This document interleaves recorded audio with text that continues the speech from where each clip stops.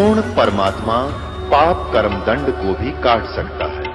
अभी तक जिस भी संत व महापुरुष से मिले, उन्होंने यही बताया कि पाप कर्म फल भोगने से ही समाप्त होगा।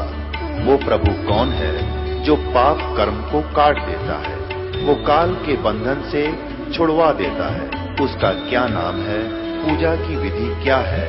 कृपया अवश्य सुनिए जगत गुरु तत्वदर्शी संत रामपाल जी महाराज के अमृत वचन। ओम तत्सत इति निर्देशः ब्रह्मणे तिर्विधः समर्थ ब्राह्मणा तेन वेदा च यगा च विहिता पुरा। ओम तत्सत इति निर्देशः ब्रह्मणे का अर्थ इन्होंने खुद यहाँ ठीक किया। ब्रह्मणे माने सच्चिदानंद घन ब्रह्म का, परम अक्षर ब्रह्म का जो सिमरण करता है वो 3 विधि से सिमरण होता है, और इसी का निर्देश है ओम तत्सत इति निर्देश है ब्रह्मणे तिर्विधः समर्थ।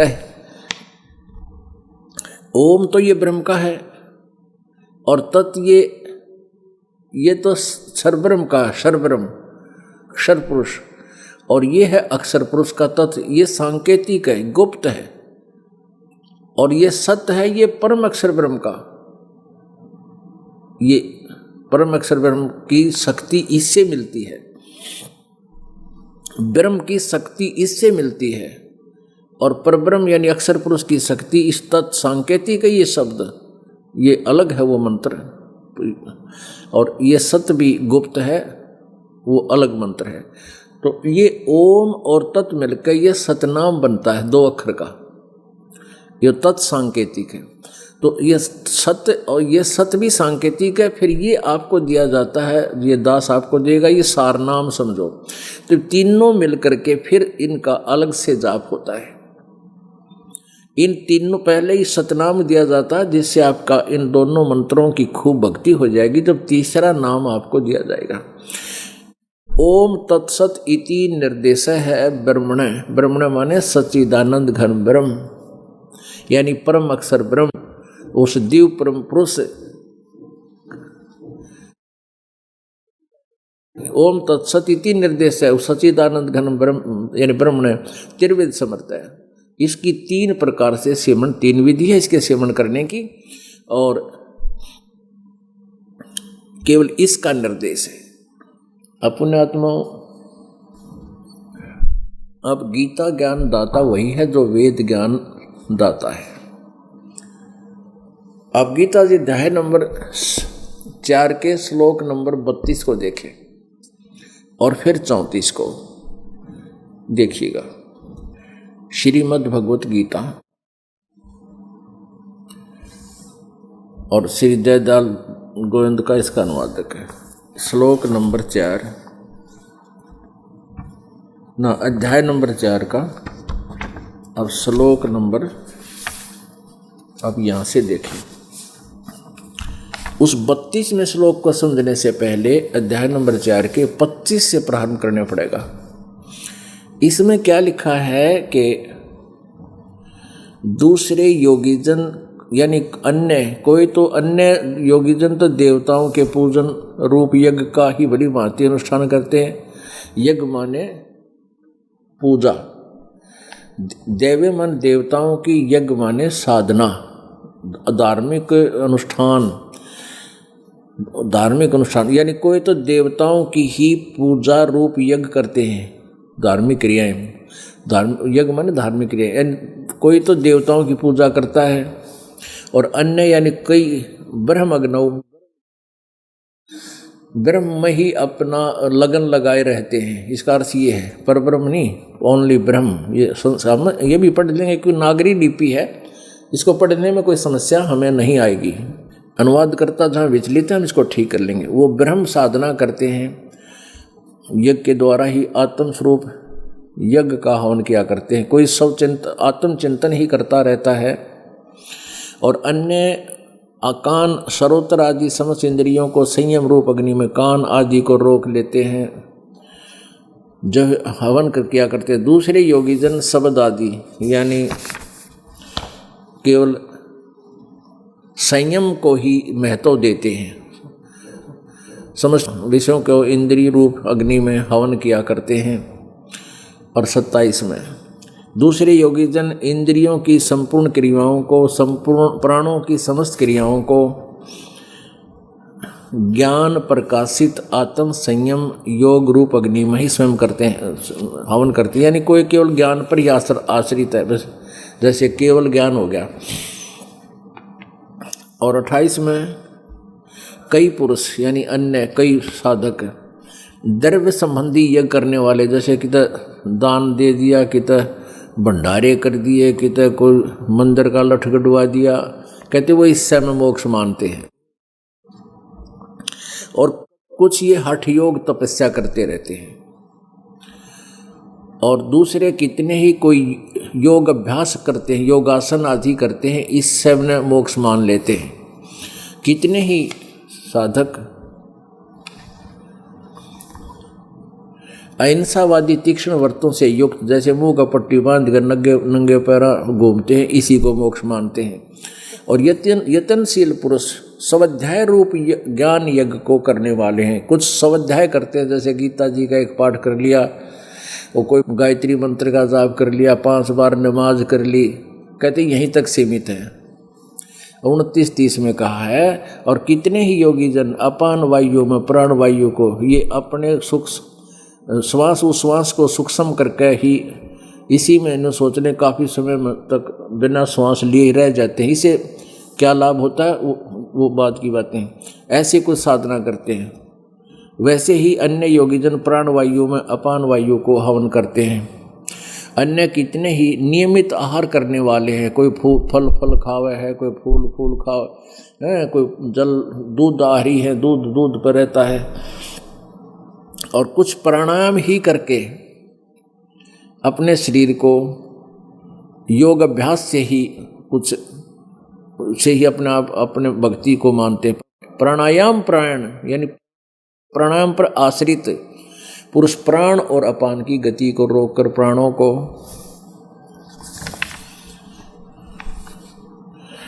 हवन किया करते। ये सभी साधक यज्ञों द्वारा, ये यहाँ थोड़ा सा ये गड़बड़ कर गया, यज्ञों द्वारा पापों का नाश कर देने वाले, यज्ञों के जानने वाले। इसका अर्थ यह है कि सभी अपनी अपनी साधनाओं को पाप नाशक जानते हैं, मानते हैं, इसीलिए तो कर रहे हैं। जब नबेरा पट जाए ये साधना ठीक हो, उसी दिन ना छोड़ देंगे। तो ये अपने अपने द्वारा अपने साधनों को पाप नाश करने वाली जानते हैं। ये अनुवाद थोड़ा सा फेरबदल कर दिया।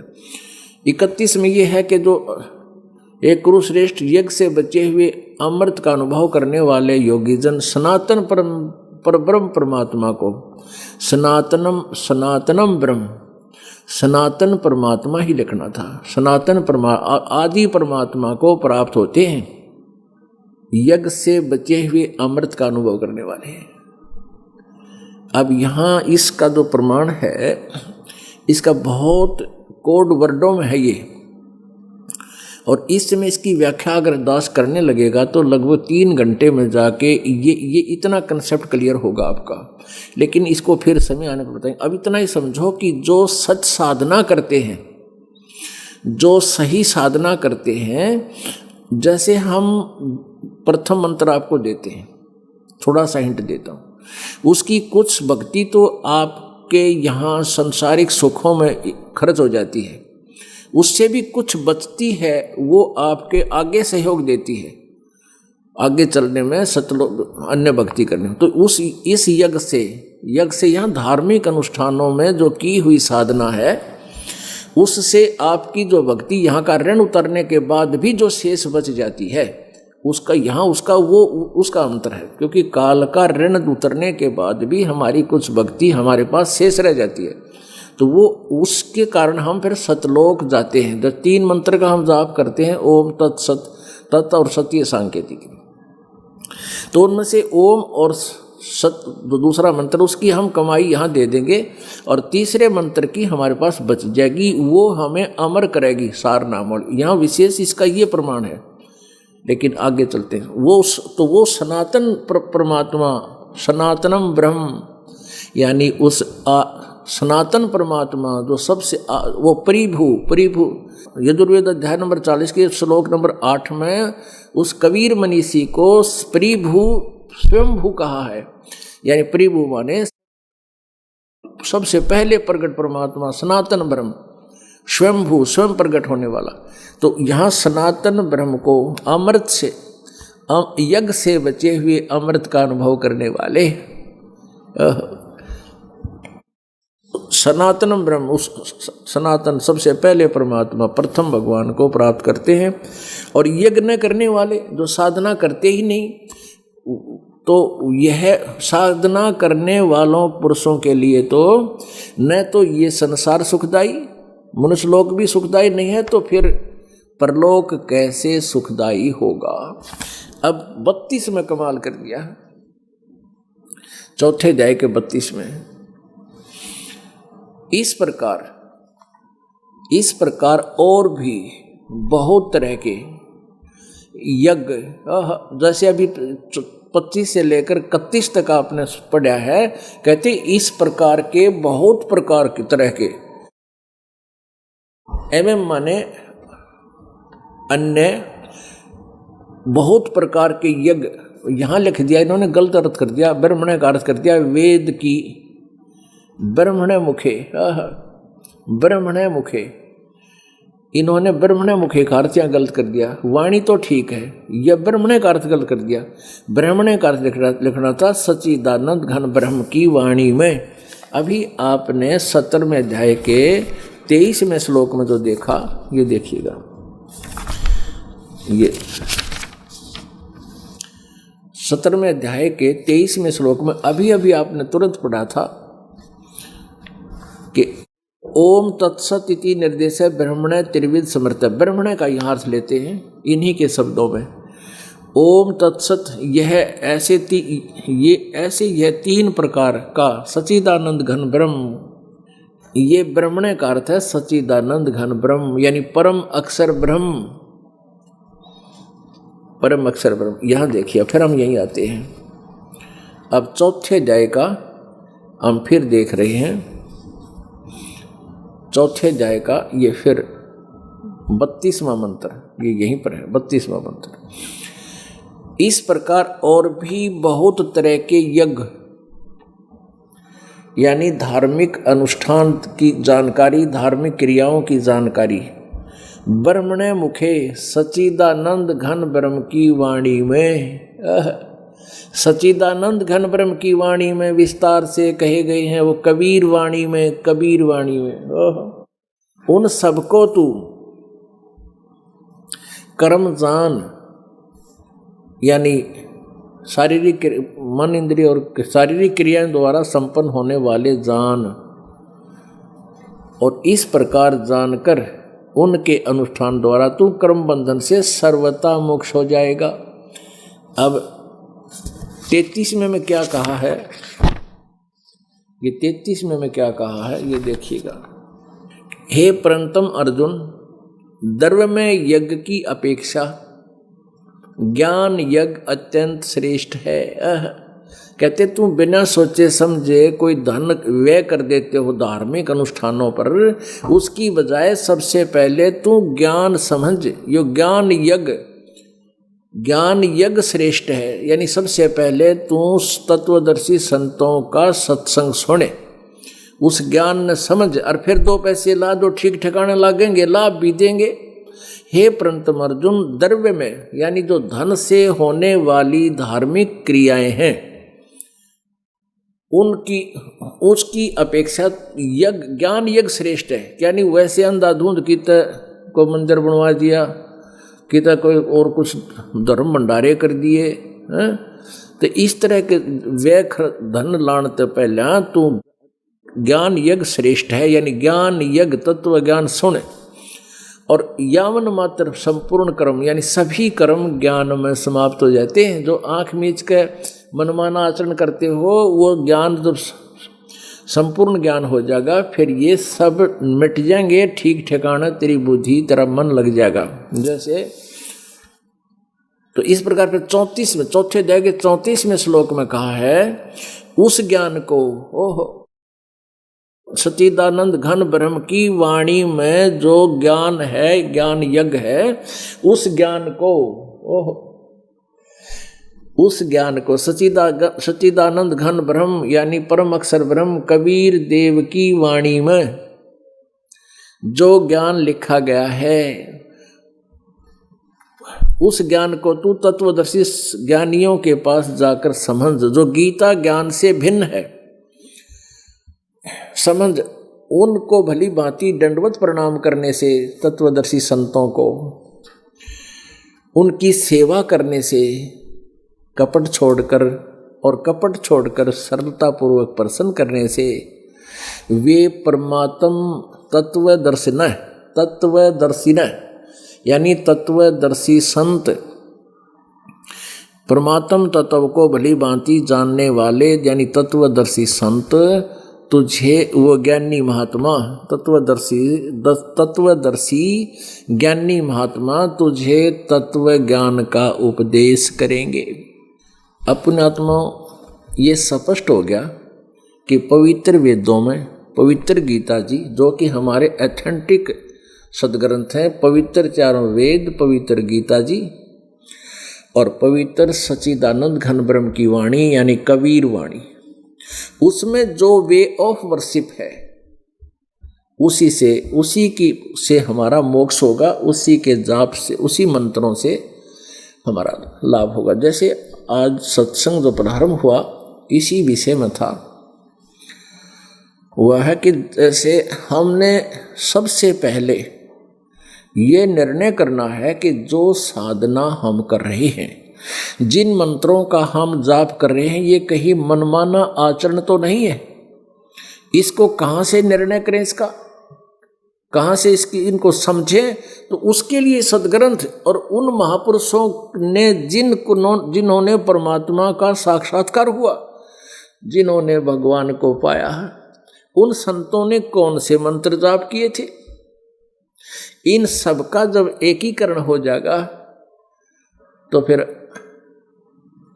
इस मन रूपी इस दानव को कहीं भटकने की जगह नहीं मिलेगी और आत्मा इस पर हैवी हो जाएगी। अब ये मन आत्मा पर हैवी है, इसको भ्रमित करके, और फिर आत्मा जब ज्ञान से परिचित हो जाएगी फिर मन की नहीं सुनती है बिल्कुल भी, फिर मन इसके अनुकूल हो जाता है और फिर आत्मा इस मन के ऊपर बैठ जाती है। अब मन आत्मा के ऊपर बैठा हुआ है और मन की स्पीड बहुत जबरदस्त है।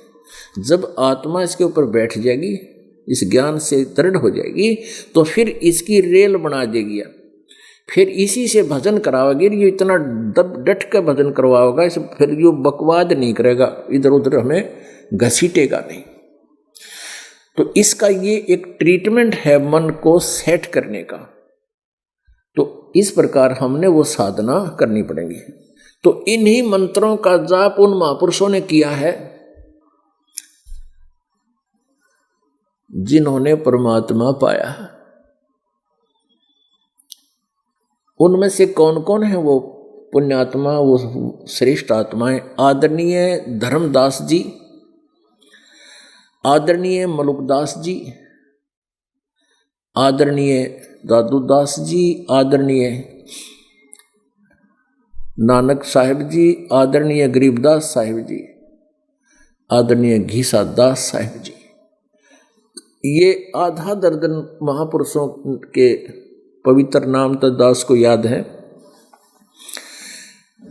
प्रमाण के इन्होंने इनको परमात्मा मिले और इन्होंने वही मंत्र जाप किए जो दास आपको बताता है।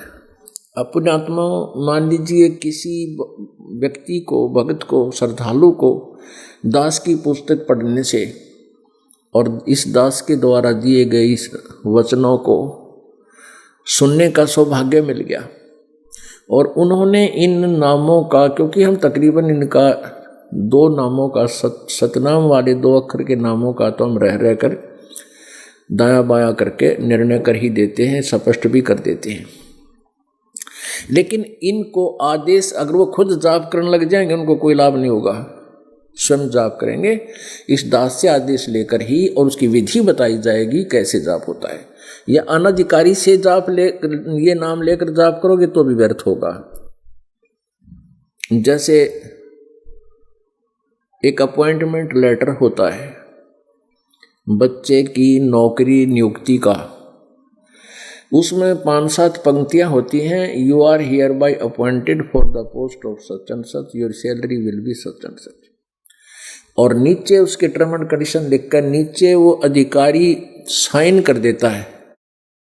उसके साइन होने के बाद उस अपॉइंटमेंट लेटर में लिखे हुए मैटर की वैल्यू बनती है। वैसा ही मैटर कोई आप लिख के या कोई लिख के स्वयं साइन कर दे, किसी का नाम उसमें भर दे, तो उसको कोई लाभ नहीं।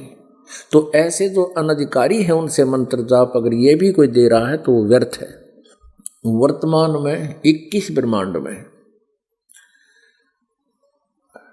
इस दास के अतिरिक्त कोई भी इन मंत्रों को, मोक्ष मंत्रों को न तो जानता है और न ही देने का अधिकारी है। यदि किसी को ज्ञान भी हुआ है इस दास से ही हुआ है तो वो अधिकारी नहीं है, वो इस दास का शिष्य है। और कोई गुरुद्रोही होकर के बकवाद करता है तो डुप्लीकेट वो झूठे पासपोर्ट बना रहा है, झूठे लाइसेंस बना रहा है। अपने आत्माओं जैसे ये राधा स्वामी पंथ है, ये सतलोक का ठेका ले रहा है और इनको क्या का पता नहीं। अब संत मत प्रकाश भाग 4 में श्री सावण सिंह जी राधा स्वामी पंथ के संत अपने विचार व्यक्त कर रहे हैं, अपना अनुभव बता रहे हैं। और श्री सावण सिंह जी कौन हैं? ये श्री जयमल सिंह जी महाराज जो राधा स्वामी व्यास के पर वहाँ संस्थापक हैं उस डेरे के, उसके तुरंत बाद उसके उत्तराधिकारी।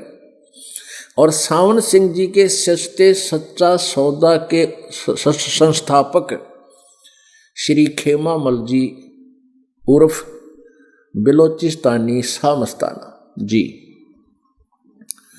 तो सावन सिंह जी के को जो ज्ञान है ऐसा ही ज्ञान उस बिलोचिस्तानी शाह मस्ताना डेरा सच्चा सौदा शरसा वाले को का ही समझे, उसको इतना ही ज्ञान समझो।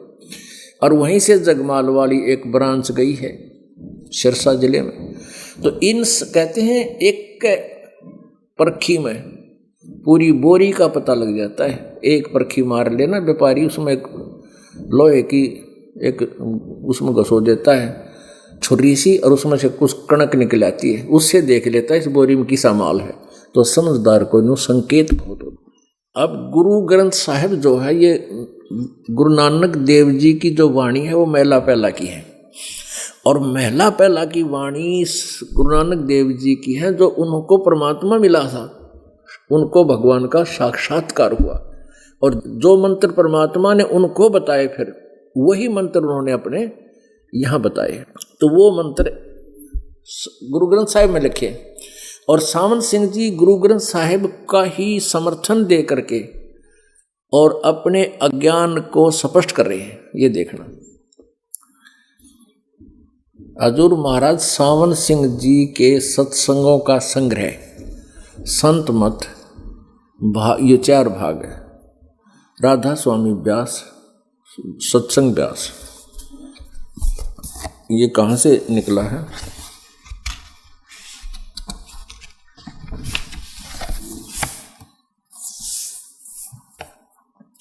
संत मत प्रकाश भाग 4 हजूर महाराज सावन सिंह जी राधा स्वामी सत्संग व्यास। ये कहाँ से छपा है ये देखिए।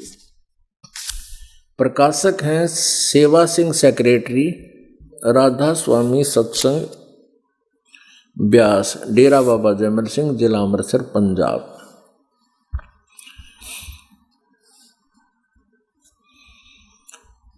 पंद्रह 1975 से 1999 तक 59,500।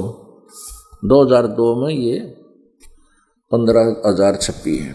अब हम आते हैं इसके 261 पृष्ठ पे। 261 पृष्ठ पे भाग 4। यह संसार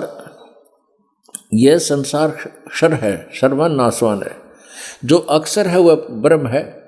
देखो, यह संसार क्षर है, सर्वनाश नाशवान, और जो अक्षर है वह ब्रह्म है। अक्षर माने अविनाशी, अक्षर है वह ब्रह्म है, और नी अक्षर पार ब्रह्म है। यह संसार क्षर है और अक्षर है वह पार ब्रह्म है, और नी अक्षर पार ब्रह्म है। जब यह संसार बना, हम इस महल दुनिया में गुजारा करते आ रहे हैं, किंतु अब गुरु की कृपा से आत्मा इस महल को छोड़कर सतलोक जा रही है। गुरु ग्रंथ साहिब में बड़े गहरे और गुप्त रहस्य हैं। एक स्थान पर आता है 52 अक्षर लोक तिरभ है, सब कुछ इन ही माहे, ये अक्षर खिर जाएंगे, वो अक्षर इन में नाहे। आदि ग्रंथ 340 पृष्ठ पे ये तो कह रहे हैं 52 अक्षर संस्कृत भाषा के हैं। शायद ही कोई ऐसी भाषा हो जिसके 52 अक्षरों, इस संसार का सारा मसाला 52 अक्षरों में आ जाता है। पिंड अंड का हाल तो 52 अक्षरों में आ गया। आगे 2 अक्षर हैं, 2 अक्षर हैं और हैं, 2 अक्षर और हैं आगे, जो पार ब्रह्म है। इसके विषय में ग्रंथ साहिब में लिखा है, सोई गुरु पूरा कहावे, 2 अक्षर का भेद बतावे। एक छुड़वावे एक लखावे, तो प्राणी निज घर को जावे को पावे। यहाँ इस सतनाम के विषय में गुरु ग्रंथ साहिब में ये प्रत्यक्ष प्रमाण है। 2 अक्षर, एक ओम एक तत्, जो आपको दिया जाता है, वो धीरे धीरे क्लियर होगा आपको। और वो 2 अक्षर का भेद बतावे, एक छुड़ावे एक लखावे। अब ओम का जाप हम देंगे काल को, ये काल हमें छोड़ देगा। फिर दूसरा जो तत् मंत्र है उसका जाप परब्रह्म को देंगे, अक्षर पुरुष को। और फिर वहाँ बहर गुफा में हम पहुँच जाएंगे, वहाँ से हमने पारदर्शक उससे परमात्मा का सतलोक दिखाई देगा। फिर तीसरा मंत्र जो है वो मिला होगा, सार नाम। तो एक सोई पूरा गुरु कहावे, जो 2 अक्षर का भेद बतावे। अभी 2 अक्षर का भेद सावण सिंह ने तो ना बताया, ना राधा स्वामी वाला ने बताया, और फिर ये पूरे गुरु कितने हो गए। सोई गुरु पूरा कहावे, ये गुरु ग्रंथ साहिब में सही लिखा है, लेकिन सावण सिंह जी और राधा स्वामी पंथ के जितने भी प्रवर्तक हैं वो सभी इन 2 अक्षर से अपरिचित थे, तो वो पूरे गुरु नहीं थे। सोई गुरु पूरा कहावे, 2 अक्षर का भेद बतावे, एक छुड़ावे एक लखावे, तो प्राणी निज घर को पावे। अच्छा, जे तू पढ़्या पंडित, बिना 2 अक्षर 2 नावा, प्रणवत नानक एक लंघाए, जेकर सच समावा। आदि ग्रंथ में 1171 पृष्ठ पे ये दोनों मंत्र श्लोक हैं। जेतु पढ़्या पंडित, बिना 2 अक्षर 2 नामा। 2 अक्षर 2 नामा के बिना अगर तू पढ़ा है तो व्यर्थ है तेरे। प्रणवत नानक एक लंघावे, जेकर सच समावा। एक और है लंघाए माने वो पार करेगा, तीसरा मंत्र है। यदि तू गुणी है, या ये अनुवाद है इनका, इस अर्थ का श्रावण सिंह जी ने अनुवाद किया है। यदि तू गुणी हो, तुम गुणी हो, ज्ञानी हो, तो वे अक्षर बताओ। वे आप पर अनुवाद का है, वे अक्षर तो पार ब्रह्म हैं। एक अक्षर तो ने दुनिया बनाई और एक ने सतलोक बनाया। वाह जी वाह। यही कबीर साहब कहते हैं, कहे कबीर अक्षर 2 भाग है। अरे बोल के 2 बोल सुना, ये तो कहें बोल के सुना। अरियो न्यो कहें पार ब्रह्म पावेंगे, मरे पाछे मिल लेंगे, राधा स्वामी वाले कहें। और कबीर जी कहते हैं, कहे कबीर अक्षर 2 भाग, होगा खसम तलेगा राखे। ये 2 अक्षर का जो नाम है इसका तो सिमरण करना जब तेरे पे आपत्ति आ जा। अगर सही संत से तुझे प्राप्त होएगा खसम यानी धनी तरह सही होगा तो तेरी रक्षा कर लेगा, वह काल के जाल में नहीं पड़न देगा। और ये भी आदि ग्रंथ साहिब में गुरु ग्रंथ साहिब के प्रश्न नंबर 329 पे लिखा है कबीर जी की वाणी। फिर गुरु नानक जी कहते हैं एक अक्षर हरि मन वसै नानक होत निहाल। एक अक्षर हरि मन वसै नानक होत निहाल, ये सार नाम की तरफ है। वो एक मंत्र और है इन 2 से न्यारा। ये प्रश्न नंबर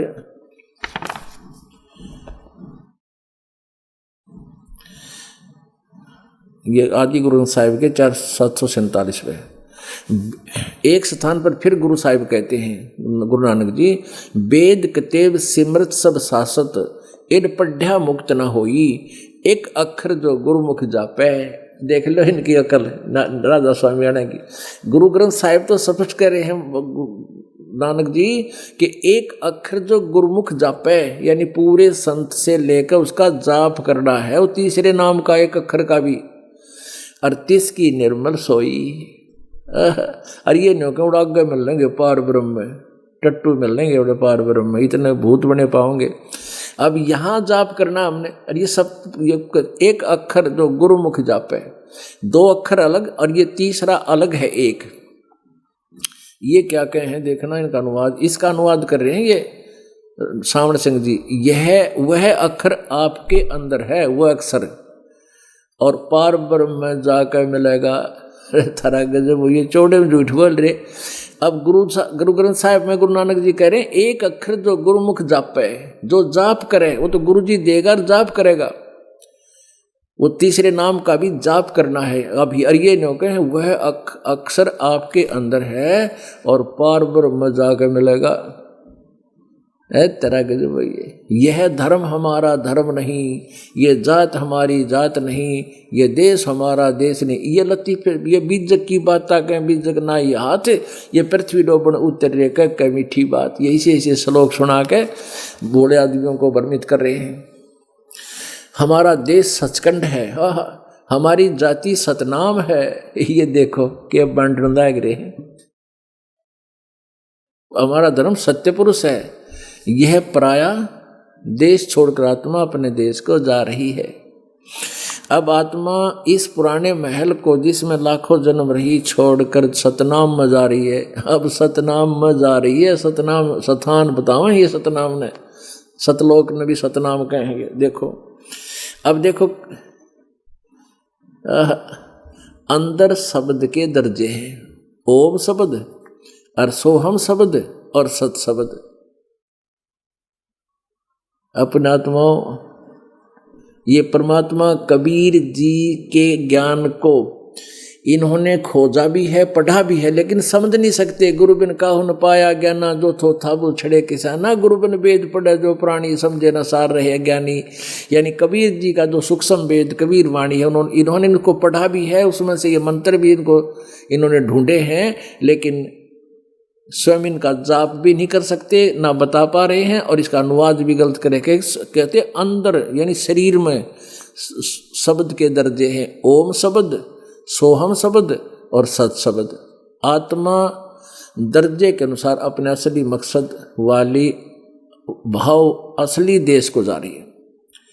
अपने आत्माओं, आप जी के समक्ष ये श्री सामण सिंह जी के विचार रखे जा रहे हैं। अब इन्होंने परमेश्वर कबीर जी के अमृतवाणी का भी अध्ययन किया है, गुरु ग्रंथ साहिब जी का भी अध्ययन किया है, लेकिन ये समझ नहीं सके, क्योंकि ये भी वेद है। गुरु ग्रंथ साहिब में जो वाणी है ये वेद है, ज्ञान है, विशेष वेद है, सूक्ष्म वेद है। और कबीर परमेश्वर का जो अमरवाणी है, कबीर वाणी, वो सूक्ष्म वेद है। इसको समझना बच्चों का खेल नहीं है। गुरु बिन वेद पढ़े जो प्राणी और समझे न सार रहे अज्ञानी। गुरु बिन काहु न पाया ज्ञाना, जो थो था बुछड़े किसाना। अब देखो ये क्या बताते हैं, खुद ही 200 पृष्ठ पे 264 पृष्ठ पे क्या कहते हैं, इसी संत मत प्रकाश भाग 4 में प्रश्न नंबर 264 पे। संत मत प्रकाश भाग 4 के। सत्संगी ने प्रश्न किया, हजूर संतों की पदवी कहाँ तक है? महाराज जी ने उत्तर दिया, सावण सिंह जी ने, हमारी इतनी बुद्धि और अक्ल नहीं कि हम संतों की पदवी को समझ सकें। फिर भी सुनो, रानी इंदुमती कबीर साहब के समय में हुई थी। इन ज्ञान तो है नहीं। इंदुमती तो जो परमात्मा द्वापर युग में आए थे तब उसमें उनकी शिष्या हुई थी। फिर भी इंदुमती कबीर साहब के समय में हुई थी। पहले कबीर साहब मालिक में जाकर विलीन हो गए। देख इनकी अकल देखना, यानी पहले तो कबीर साहब सतपुरुष में जाकर लीन हो गए। ये ऐसा मानते हैं कि सतलोक में परमात्मा निराकार है और आत्मा उसमें जाकर ऐसे मिल जाती है जैसे बूंद समुद्र में। क्या कहते हैं कि पहले कबीर साहब मालिक में जाकर मिल गए, उसमें समा गए, और फिर रानी उसमें समा गई बूंद समुद्र में। जब रानी ने सचखंड में जाकर कबीर साहब की पदवी देखी तो कहने लगी, महाराज यदि आप पहले ही बता देते कि मैं ही अकाल पुरुष हूं तो मैं संभजन सुमन कर कर के व्यर्थ परेशान न होती। कबीर साहब ने उत्तर दिया, तुमको उस समय विश्वास नहीं आना था। अब और दिखाते हैं, 189 पृष्ठ पर कति स्पष्ट किया है। ये देखो 189 पृष्ठ पे।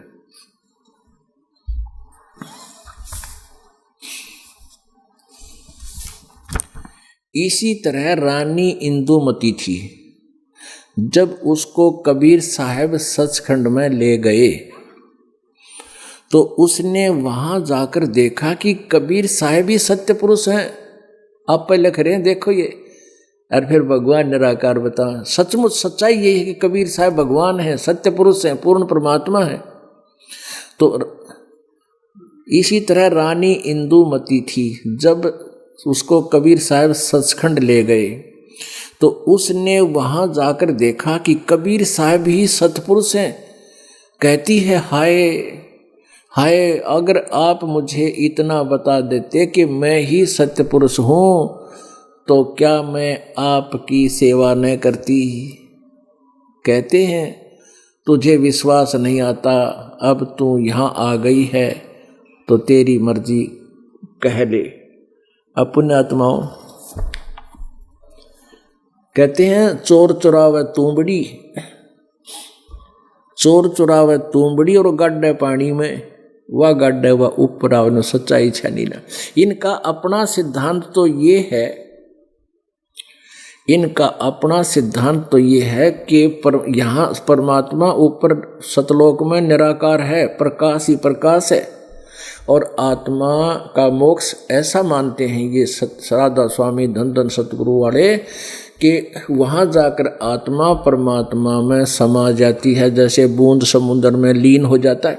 और ये अपनी थ्योरी को परमात्मा कबीर जी से जोड़ रहे हैं, कथा भी सुना रहे हैं कि पहले कबीर जी जाकर परमात्मा में बूंद की तरह विलीन हो गए और पीछे से रानी जाकर इंदुमती विलीन होगी। फिर बतलाए कितवे, वो आपस में बतलाए कहाँ, जब सतलोक में तो एक हो गया, प्रकाश में प्रकाश समा गए उनकी छोरी।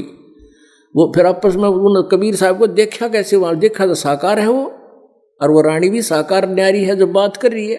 सच्चाई यही है। और इंद्रमती ने कहा कि आप सचमुच आप सतपुरुष हो और आप मुझे बता देते मैं सतपुरुष हूँ। तो यहाँ अगर परमात्मा कह भी देते थे, हम ही अलखला हैं कुतुब गोस और पीर खाल कह कबीर खालिक दरी अमरा नाम कबीर, लेकिन कौन मान्य था, क्योंकि हमारी बुद्धि घुमा रखी है नकली संतों ने कि परमात्मा निराकार है निराकार है, और वो हमारा कति रंग से डरा है। हम शिव जी की पूजा करें, विष्णु जी की पूजा करते हैं, मूर्ति हमारे सामने रखी है, और फिर भी भगवान को उस लोक वेद के आधार से नहीं, परमात्मा निराकार है।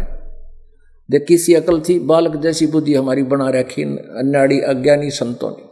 और ये 2 अक्षर का जो भेद बतावे वो पूरा गुरु का, और ये 5 अक्षर का बतावे 2 अक्षर ही जानते को ना, तो ये पूरे क्यों करोगे राधा स्वामी वाले। वो 5 अक्षर, उनसे वो तो 2 अक्षर का बताया है, और तीसरा वो सतनाम सारनाम है। तो इन मंत्रों के जाप से कल्याण होगा जिनको उन महापुरुषों ने जाप किया। किन्होंने? गुरु नानक देव जी ने। अब दिखाते हैं गुरु नानक देव जी का प्रमाण। अब संकेत ही समझ जाओगे बुद्धिमान व्यक्ति। यह जन्म साखी भाई बाले वाली, सब तो वड्डी भाई बाले वाली Janam Sakhi doctor Jawahar Singh Kripal Singh and company, ये इसके छापने वाले प्रकाशक हैं।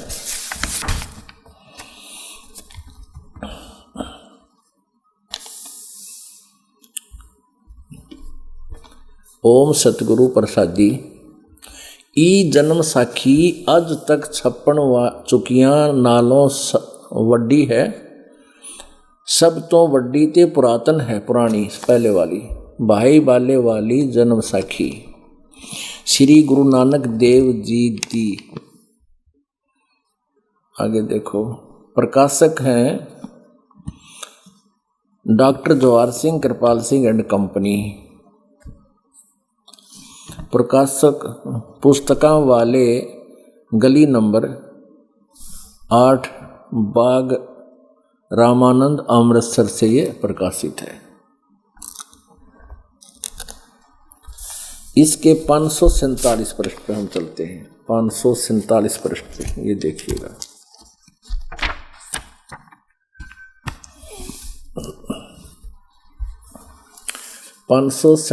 पृष्ठ पे समुंदर दी साखी, समंदर दी साखी यहां से पढ़ते हैं। बाला संधु उवाच, बाला संधु बोला। बाला और मर्दाना नानक जी के निकटतम शिष्य थे, उनमें से बाला बोल रहा है और गुरु अंगद जी को बता रहे हैं। ताते हैं गुरु अंगद जी, जद गुरु नानक देव जी अजीते कोलों, अजीते पासों विद्या होए, अजीत नामक किसी व्यक्ति से विदा होकर आगे को चले, तो मर्दान ने कहा, सच्चे पातशाह जी असा समुंदर ता देखिया पर लंका ना देखी, जिथे रामचंद्र जी चढ़ाई कीती है, ता गुरु नानक जी कहन जी कहा, चलो भाई बाला ते मर्दाना, तुहानू रंज नहीं करना, आँखी मीटो, जा आँखी मीट के खोलिया। नानक जी ने कहा आँखें खोल, बंद करो और फिर का खोलो। ता समुद्र के कंडे जाई खड़े हुए, यानी समुद्र के किनारे खड़े हो गए। समुद्र दे कंडे खड़े हुए ते आखण लगे, बाला ते मर्दाना मेरे पीछे पीछे चले आओ, मुखों वाहेगुरु वाहेगुरु कहिंदे आओ। ते अगे अगे गुरु जी और तुर पे जैसे धरती ऊपर तुरदे सन, उसे तरह समुंदर ऊपर तुर पे जा चले जावन, ते पीछे बाला ते मर्दाना जावन। ता मर्दाने विचार कीती कि गुरु जी गुरु नानक देव जी ओम सोहम जपदे जांदे हन। स्पष्ट लिखा है ओम सोहम जपदे जांदे हन, ये है वो 2 अक्षर का मंत्र है। जपदे जांदे हन, ता मर्दाना भी ओम सोहम लगा जपण, ते लगा गोते खावण। जा गुरु नानक जी देखण, ता मर्दाना गोते खांदा है, ता गुरु जी की हा मर्दाना, गुरु जी करनी वल नहीं देखना, गुरु दे वचना पर चलना चाहिए। तू मर्दाना ओहे आख जे असा आखिया है। ता मर्दाना फेर लगा वाहे गुरु कहन, ता फिर जल ऊपर उसी तरह तुरन लगा। है पुण्यात्माओं, कौन सी कसर रहेगी? अब ये समझण में कि कौन सा मंत्र मोक्षदायक है। अब यहाँ प्रश्न आता है कि गुरु नानक जी सतनाम का स्वयं जाप करते थे और शिष्यों को बना करते थे, ये कारण क्या है? कबीर परमेश्वर जी ने, वो कबीर जो बंदी छोड़ कबीर जी परमेश्वर जी, ये वो सच्चिदानंद घन ब्रह्म है जिसके विषय में वेद भी गवाही देते हैं, आंखों देखे संत भी उसके साक्षी हैं। और वो परमात्मा ने आकर कलयुग के प्रथम चरण में धर्मदास नामक एक पुण्यात्मा को मिले थे और उसी समय में गुरु नानक जी को भी मिले थे। तो उन्होंने धर्मदास जी को जब ज्ञान दिया, उन्होंने उसको लिपिबद्ध कर लिया। तो कबीर परमेश्वर ने कहा था, धर्मदास तो लाख दुहाई, ये सार नाम कितबार ना जाई, और सार नाम बाहर जो पढ़ी बिचली पीढ़ी हंस नी तरही। और फिर इस मूल ज्ञान के बारे में बताया कि धर्मदास तो लाख दुहाई, ये मूल ज्ञान जो ज्ञान दास आपको आज प्रकाश में ला रहा है, प्रकट कर रहा है, ये पहले से लिपिबद्ध है कबीर सागर में, लेकिन ना कबीरपंथी समझ सके, क्योंकि परमात्मा के आदेश बिना जीव की बुद्धि काम नहीं कर सकती। अब आदेश था पिछली पीढ़ी में इसको प्रकट करने का, इस मंत्र को भी, इस यथार्थ ज्ञान को भी, तो पहले कैसे हो सकता था? तो परमेश्वर कबीर जी जिस भी पुण्यात्मा को ये मंत्र देते थे, कुछ एक को दिया, अन्य को नहीं दिया।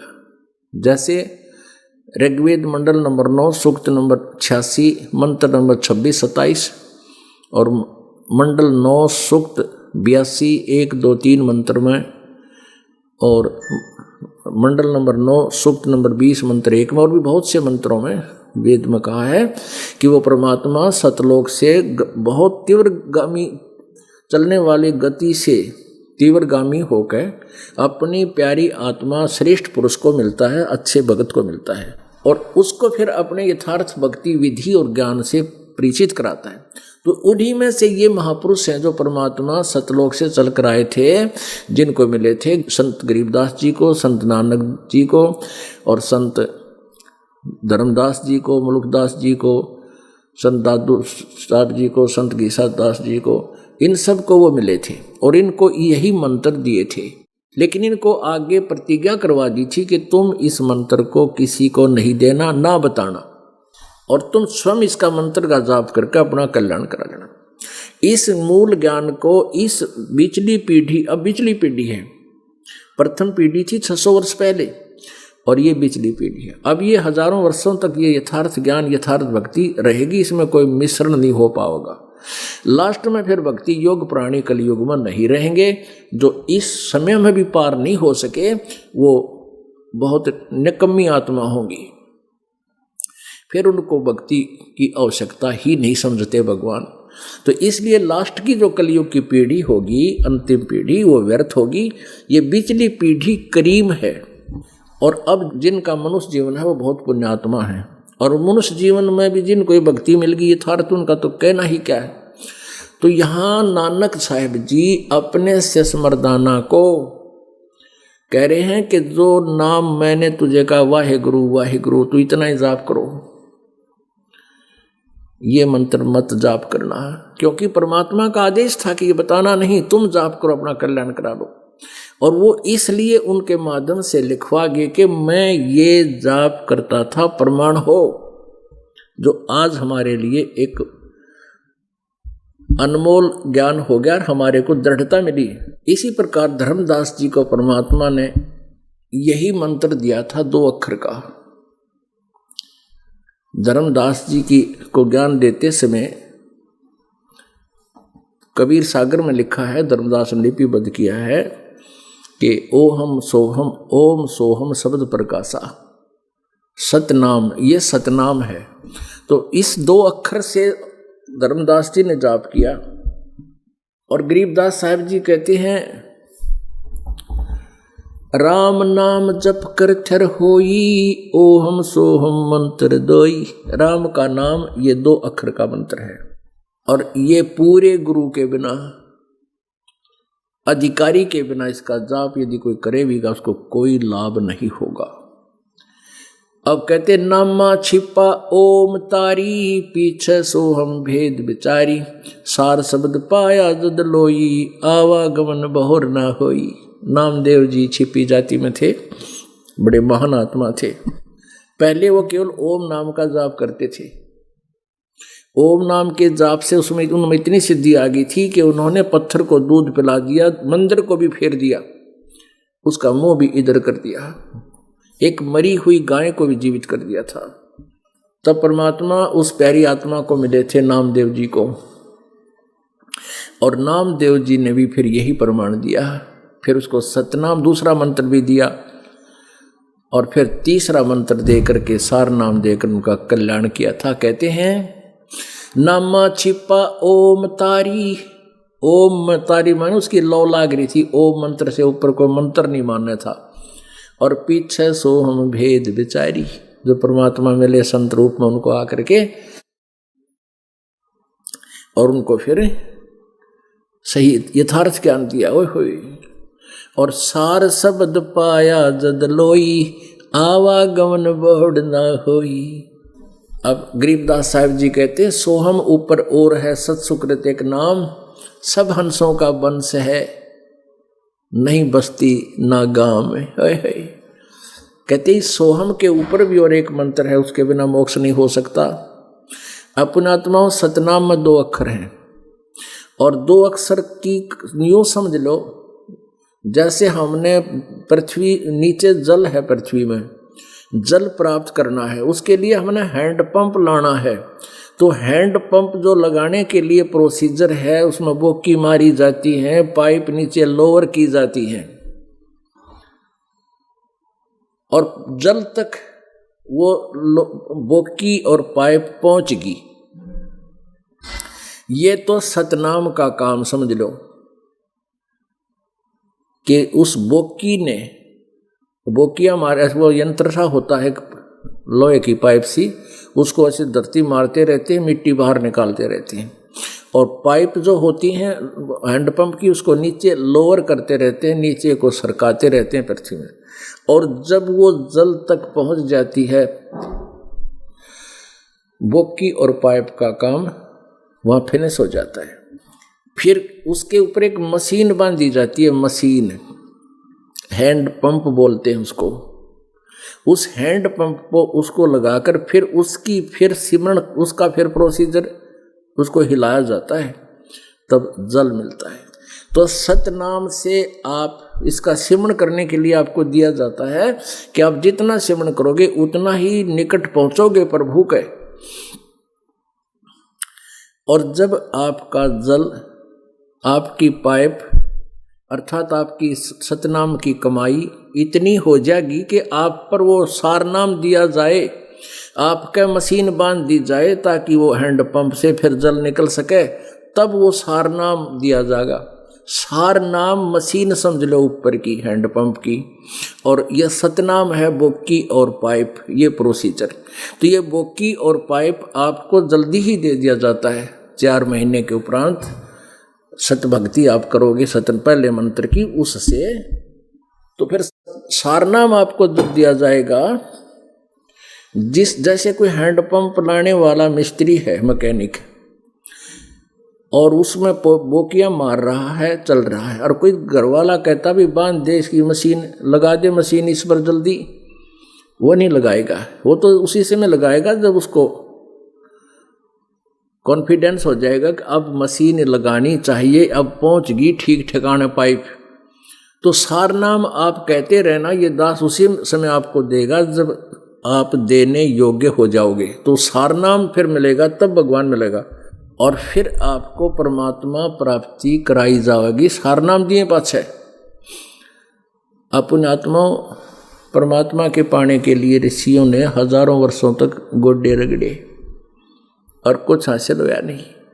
और यहाँ ऐसा सिस्टमेटिकल प्रोसीजर है। कई तो बड़ी आत्मा ने कहे तुम्हारे गुरु जी तो गुणे जन्म सार नाम दे हैं, और एक ना वहाँ पर जम्मू में निको जानते सारे नाम इकट्ठे दे थे। मैं कहा ठीक, ले लो टिंडे जाएगा तुम जम्मू वाले पे। ईसा नदी भट्ठा बिठा रखा है सारा। तो कहने का भाव ये है कि हम परमात्मा को चाहते भी हैं, लेकिन काल फिर बुद्धि पे पत्थर घेर दे है। जब सभी सही समय आता है ना, फिर हमारी वो बकवाद ले ही पड़ती ना। अपने आत्मा गीसा दास साहिब जी को परमात्मा मिले, और गीसा दास साहिब जी ने अपनी अमरबाड़ी में यही 2 अक्षर का नाम स्पष्ट किया हुआ है। और आदरणीय गरीबदास साहिब जी को परमात्मा मिले, और उन्होंने तो रिकॉर्ड तोड़ रखा है, पूरा क्लियर कर रखा है। मन राजा खेलन चला रंग होरी हो, पर पटन की सैल राम रंग होरी हो। जब गरीबदास साहिब जी को परमेश्वर कबीर जी आकर के मिले थे छुडानी में, उनको सचखंड लेकर गए थे, जैसे नानक साहिब जी को, नानक देव जी को सतलोक में लेकर गए थे फिर छोड़ा था, ऐसे ही आदरणीय गरीबदास साहिब जी को छुडानी वाले को, हरियाणा वाले को सचखंड लेकर गए थे, फिर वापस छोड़ा था।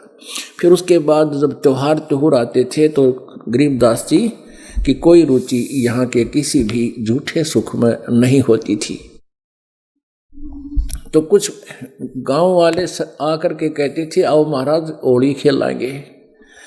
गरीबदास जी कहा करते, हम तो भाई उस राम नाम की होली खेलना है, और वो रंग राम नाम का रंग छिड़कते हैं, हम या नकली होली नहीं खेलते। मन राजा खेलन चला रंग होरी हो, पर पटन की सैल राम रंग होरी हो।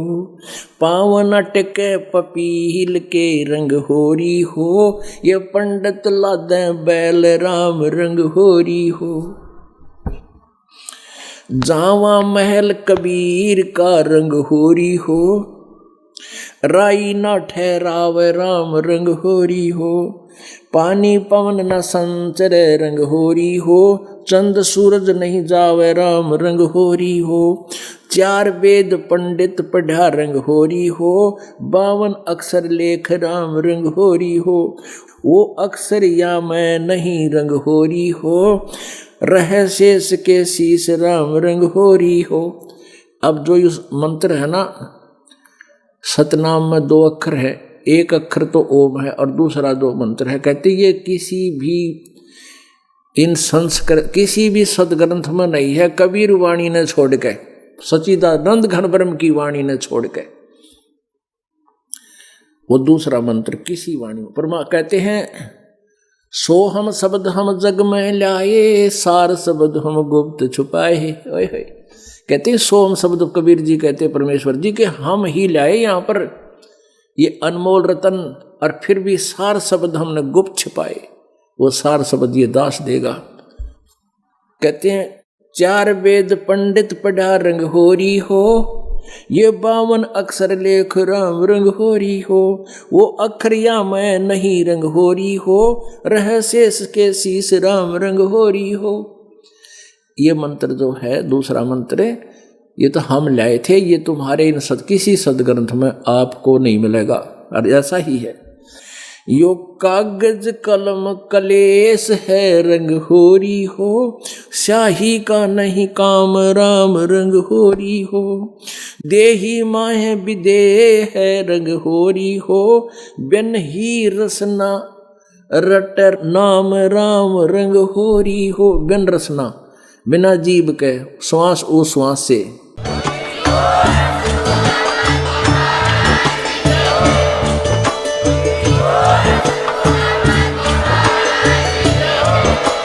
आप सुन रहे थे जगत गुरु तत्वदर्शी संत रामपाल जी महाराज जी के मंगल प्रवचन। अधिक जानकारी के लिए विजिट कीजिए हमारी वेबसाइट www.jagatgururampalji.org। संत रामपाल जी महाराज जी के शुभ आशीर्वाद से पूरे विश्व भर में 500 से भी ज्यादा नाम दीक्षा केंद्र हैं, जिन पर संत रामपाल जी महाराज जी द्वारा ऑनलाइन निशुल्क नाम दीक्षा दी जा रही है। अपने नजदीकी नाम दीक्षा केंद्र का पता करने के लिए संपर्क करें 8222880541।